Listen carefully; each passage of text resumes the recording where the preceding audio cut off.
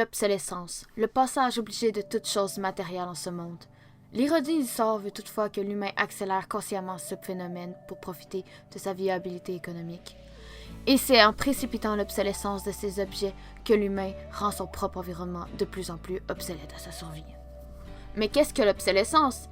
Étymologiquement, le mot tire ses origines du latin obsolescere, littéralement tomber en désuétude.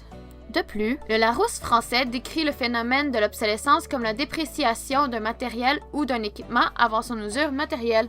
L'industrie des technologies tout particulièrement y voit dans cette machination une opportunité en or. Plus un bien devient rapidement obsolète, plus rapidement le consommateur devra s'en acheter un nouveau. L'obsolescence constitue en ce sens une stratégie pour vous faire consommer davantage. 3 principales catégories la constituent. Les voici. L'obsolescence économique concerne principalement tout ce qui nuit à la réparabilité d'un objet, soit le manque de disponibilité des pièces ou du service nécessaire à sa réparation. Par cette réalité truquée, les compagnies cherchent à nous inculter leur triste slogan. Il vous est plus profitable de jeter et remplacer votre appareil plutôt que de le réparer. Ne vous trompez surtout pas, les solutions à cette dystopie existent bel et bien, et nous les abordons dans une prochaine capsule. L'obsolescence fonctionnelle décrit quant à elle les diverses astuces qui limitent la fonctionnalité d'un produit. Par exemple, un environnement technologique peut évoluer de façon à devenir incompatible avec les produits de la génération précédente, limitant grandement l'utilisation à long terme de ces derniers.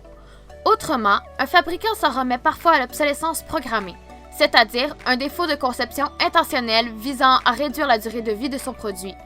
Cela peut se faire en fragilisant une pièce vitale au fonctionnement de l'appareil ou en plaçant une composante vulnérable à la chaleur à proximité d'un élément chauffant. L'obsolescence psychologique, aussi appelée subjective ou perçue, tente d'influencer le comportement des consommateurs de façon à les convaincre de remplacer volontairement un produit qui fonctionne toujours. L'industrie des technologies y parvient en exploitant l'attrait du nouveau et de la mode.